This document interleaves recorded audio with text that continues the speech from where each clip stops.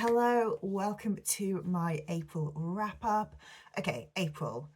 Uh, I, I I felt like April was a very, very mediocre month, and my reading kind of reflected that.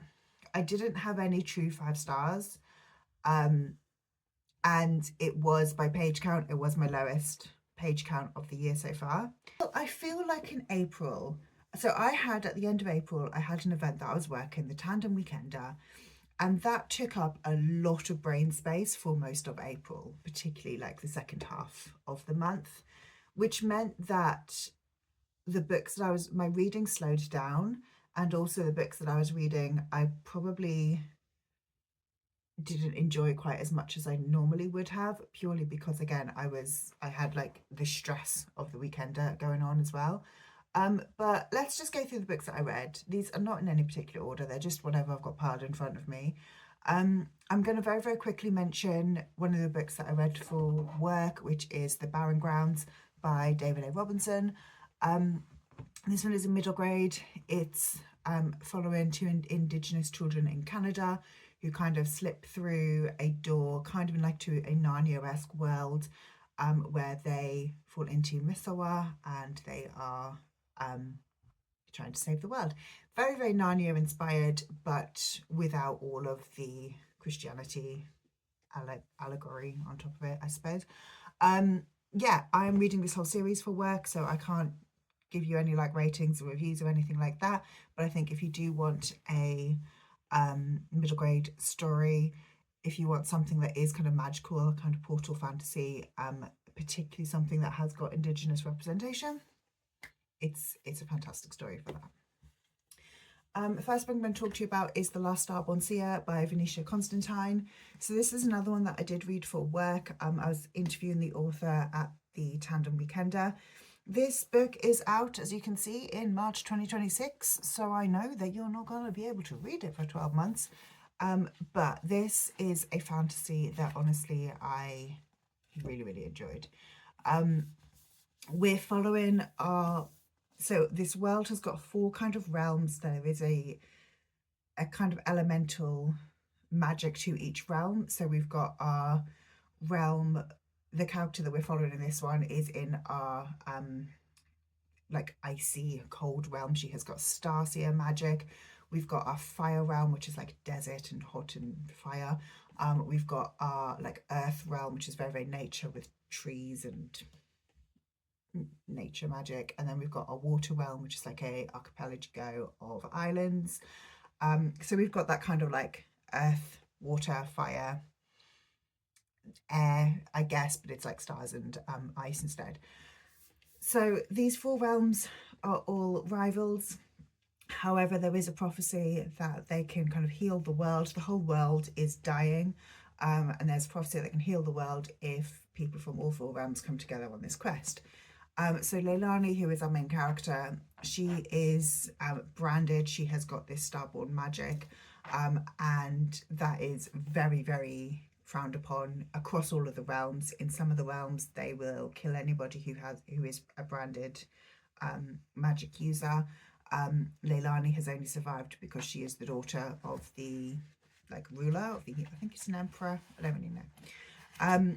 But they go on this quest, and honestly I had such a good time with this book. I cannot wait for more people to read it, because I just think it's going to be a really big hit, and I'm very, very excited for other people to read this book. The next one I'm going to talk to you about is Before I Let Go by Kennedy Ryan. This book made me cry so much. I loved it. It was fantastic. I don't really know what else to say. I had such a good time reading this book.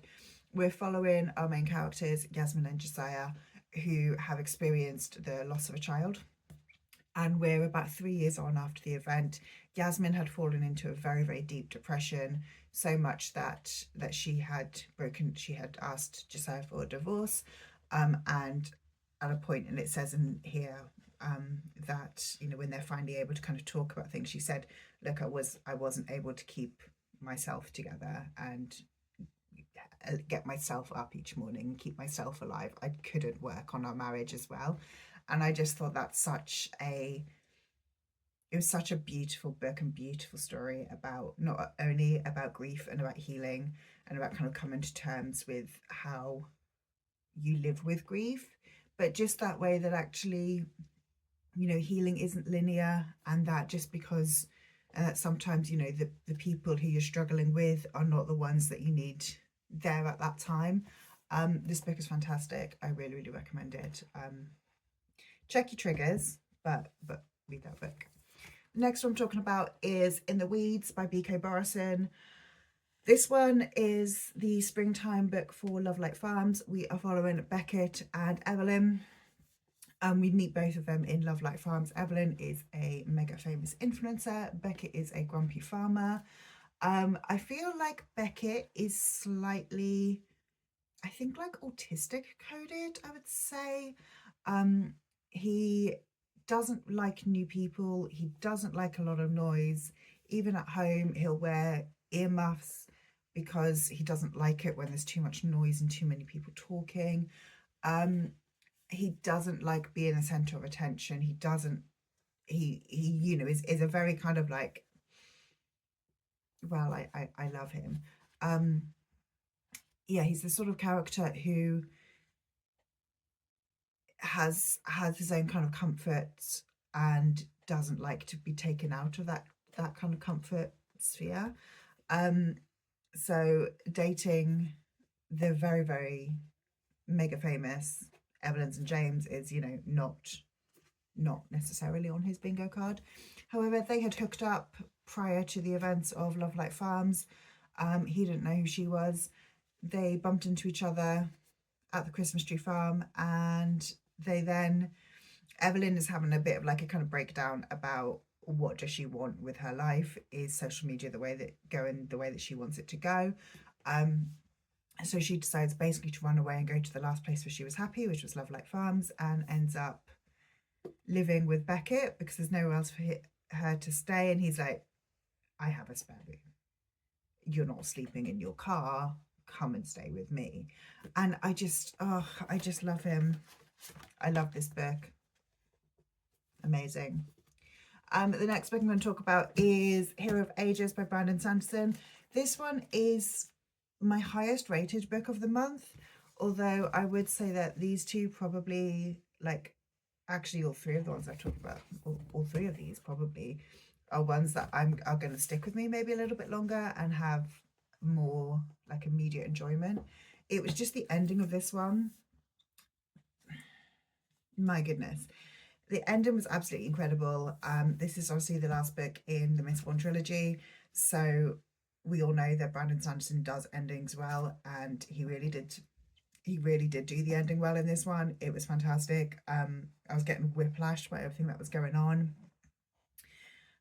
It didn't quite get 5 stars. I gave it 4.5 stars because I felt like we had to struggle through sort of 400 pages of not very much happening before getting to that kind of end sequence, that last sort of 150 pages.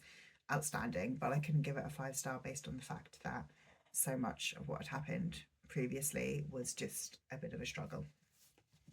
Next, I'm going to talk about The Wind in the Willows. This is a book I listened to on audio. It's a feminist reimagining, I guess, of Wind in the Willows. It's an Audible exclusive. I'll be honest, I don't really know why I read it. I wanted an audiobook. I've been enjoying listening to middle grade before going to bed, so that's what I did. And yeah, this one is telling The Wind in the Willows, but all of the characters are women rather than men. I enjoyed it. It was fun. I don't think I've ever read Wind in the Willows, so I don't have anything to compare it to, but it was a fun read before bed. Next, I'm going to talk about Not in Love by Ali Hazelwood. Again, had a great time. Ali Hazelwood very rarely flops for me. I did really enjoy this one. I enjoyed the discussion around kink. I enjoyed that we were, you know, having like healthy sexual relationships without it just being like just about sex, or like just about intercourse. Yeah, I had a good time. I don't really know what else to say. Hungry by Grace Dent. This one is a memoir, and I'll be honest, it just wasn't really for me. This one, well, it's like I said, it's a memoir. There's not much else to say. I felt with this, I was a bit disappointed that Grace Dent didn't go deeper. So she is a journalist, I guess, and she was a journalist throughout the 90s, early 2000s. And she's a food journalist, food critic. So in that time when, you know, heroin thin is the place to be, and that, you know, we're always talking about how skinny women have to be, and that was never touched upon in this. Even when there's scenes when Grace is, you know, being fitted for something, and, you know, the person saying, oh, well, you were size 10 last year, and she's like, well, fine, but I put on weight and now I'm a size 12 and they're not going to have clothes that fit me. And it's like, even those discussions, it's never gone that extra level deeper to actually discuss the impact of food critics and the media, particularly around food and eating habits and eating disorders. And I just felt it needed to be a little bit deeper. I've got 2 left. I am flying through these because, as you might be able to tell, my voice is going and I'm a bit hungry actually, so I want to go and have my lunch. Watermoon. This book, I'll be honest, I'm kind of surprised that I finished this book. Not because it was bad, but just because it's not really a me book. It's very, very lyrical, flowery, very beautiful writing. We are following a couple on this quest, and they go through all of this very, very magical stuff. So they hitch rides on paper cranes, they jump through puddles to get to another world.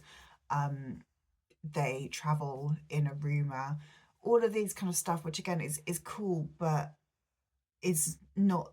I like a concrete magic system, and this is anything but a concrete magic system. I had a good time. I enjoyed it.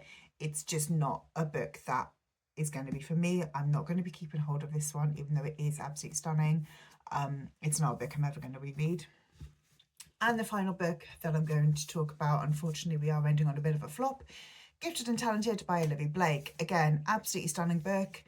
I didn't enjoy it. For me, this book is not a fantasy. One, it is a lit fic, and that's fine. But I was expecting a fantasy, so I was reading. You know, I got about 75% of the way through, and I'm like, well, when is the fantasy going to happen? And it just doesn't. And that's not the worst thing in the world, but it's not what I was expecting going in. There is magic in here, but the magic is completely irrelevant to the plot.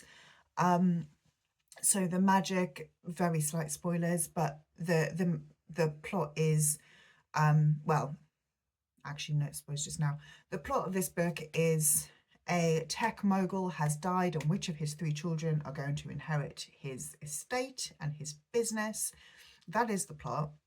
The 3 children all have got magic. However, as we find out, one of their magic is just, you know, like intuition. The other one is drugs, and the third one is they needed therapy. So it's just, it felt like Olivia Blake was told to put magic into this lit fic, and you could, if you took the magic out, the book would be so much better. Honestly, if you took all of the fantastical elements away from this book, the book could be amazing. However, like I said, this one just wasn't for me. Having DNF'd the Atlas 6 and now not enjoyed this one, I have decided that it is the end of the road for me and Olivia Blake. I'm unhauling I Own Alone with You in the Ether. I've unhauled that one now. It's Olivia Blake is just not going to be an author for me, unfortunately. So that was my April wrap up. Let me just stack the books up.